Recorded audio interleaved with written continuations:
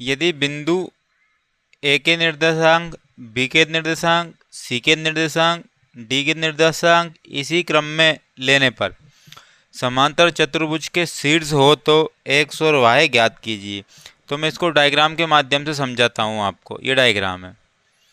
अब मैंने ये डायग्राम समांतर चतुर्भुज को बना लिया है। समांतर चतुर्भुज के आमने सामने की भुजाएं क्या होती है? बराबर होती है।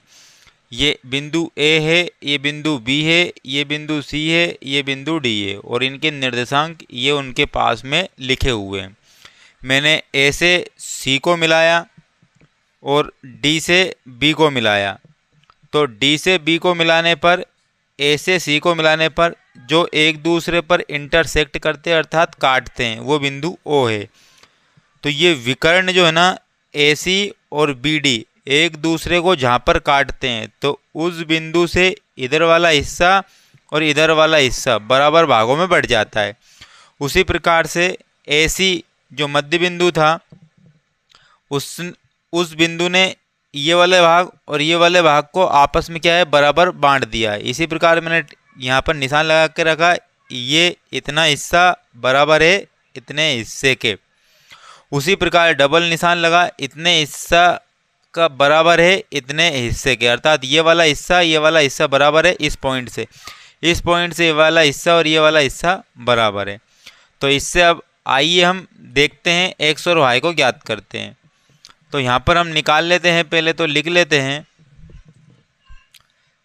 हल लिखेंगे। क्या लिखेंगे? हल। समांतर चतुर्भुज, समांतर चतुर्भुज, समांतर चतुर्भुज के शीर्ष, चतुर्भुज के शीर्ष ए और उसके निर्देशांक क्या है? एक और दो, एक और दो। उसी प्रकार क्या लेंगे? बी, और बी के निर्देशांक क्या है? चार और वाई। क्या है? चार और वाई। उसी प्रकार सी के निर्देशांक कितने हैं? एक्स और छः। क्या है? एक्स और छः होगा। उसी प्रकार डी के निर्देशांक कितने हैं? डी के निर्देशांक कितने हैं? तो डी के निर्देशांक होंगे कितने? 3 और 5। कितने होंगे? 3 और 5। ये यहाँ पर ए बी सी के निर्देशांक लिख लिए हैं। यहाँ पर लिखेंगे क्या? विकर्ण। विकर्ण, यहाँ पर ये डायग्राम दिख रहा है आपको, ये वाला विकर्ण एसी, विकर्ण एसी को, विकर्ण एसी को बिंदु ओ, ये बिंदु ओ है ना, यहाँ पर बिंदु ओ समद्विभाजित करता है। क्या करता है? समद्विभाजित करता है। समद्विभाजित मतलब दो बराबर भागों में बांट देता है। और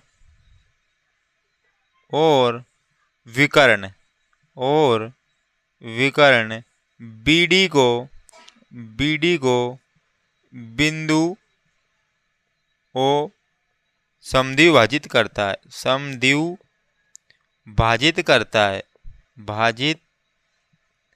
करता है।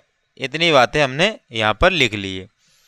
अब आइए हम AC को लेते हैं और AD को लेते हैं। देखो ये वाला हिस्सा बराबर है, तो AC को लिया हमने पहले। AC को लेने पर तो AC को लेंगे तो यहाँ पर विभाजन सूत्र क्या हो जाएगा? तो विभाजन सूत्र यहाँ पर हो जाएगा, यहाँ पर विभाजन सूत्र क्या होगा? तो यहाँ पर विभाजन सूत्र होगा, विभाजन सूत्र का मतलब ये है कि m1 प्लस में m2 और x1 अपॉन में क्या है? m1 प्लस में m2। ये x निकालने का है, ये क्या निकालने का है? x निकालने का है। वही y निकालने का भी हो जाएगा, y के साथ में हो जाएगा। तो हम बात करते हैं जब ये समद्विभाजित है यानी कि आधा आधा है तो क्या करेंगे? x को जोड़ देंगे, x2 x1 को जोड़ देंगे। तो a कहाँ है? ये a है ना, तो a ये है, ठीक है ना। तो a का ये x1 है, ये y1 है। और c कहाँ है? ये b है, ये c है। तो ये x2 है और ये y2 है। इसका मतलब x2 और x1 को जोड़ देंगे, यानी कि x प्लस में 1 और 2 से भाग दे देंगे। 2 से भाग क्यों दिया? क्योंकि बराबर भागों में बांटा है, बराबर भागों में बांटा, एक हिस्सा ये एक हिस्सा ये, तो इसका मतलब क्या होगा? 2। बराबर है, बराबर है, बराबर होगा वही। तो यहाँ से क्या निकल जाएगा? x निकल जाएगा। वही y वाला ले लेते हैं। अब क्या ले लेते हैं? y।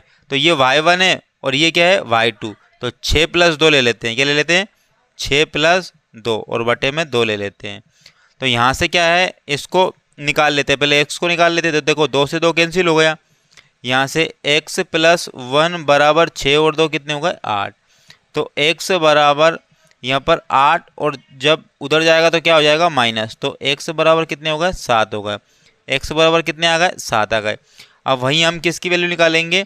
y की वैल्यू निकालेंगे। किसकी वैल्यू निकालेंगे? y की। अब y की वैल्यू निकलेगी, y यहाँ b पर है तो bd से निकलेगी। कहाँ से निकलेगी? bd से निकलेगी। तो यहीं पर हम करेंगे bd को लेने पर। क्या लेने पर? bd को लेने पर, bd को लेने पर। तो bd क्या है? देखो ये b होगा और ये d होगा। तो ये x1 ये x2, 3 और 4 को जोड़ देंगे, कितने हो जाएंगे? 3 और 4 को जोड़ दिया और बटे 2 से भाग दे दिया। 2 से भाग क्यों दे रहा है? क्योंकि समधी विभाजित कर रहा है इसलिए। उसी प्रकार से ये b है, ये y1 है और ये y2 है। तो 5 और y को जोड़ देंगे, तो 5 + में y और अपॉन में 2 गए। 2 से 2 कैंसिल, तो 3 और 4 कितने हो गए? 7 हो गए। बराबर 5 और प्लस में y। तो ये इधर आएगा तो 7, ये 5 इधर आ जाएगा तो किसका हो जाएगा? माइनस का 5 हो जाएगा। बराबर में कितना आया? y आया। तो 7 में से 5 गए तो बचे कितने? 2। तो y बराबर कितने निकले? 2, यानी कि y बराबर इस प्रकार से लिख सकते हैं 2। तो ये y बराबर निकल गया। तो हम लिखेंगे अतः x बराबर 7 और y बराबर 2 होगा।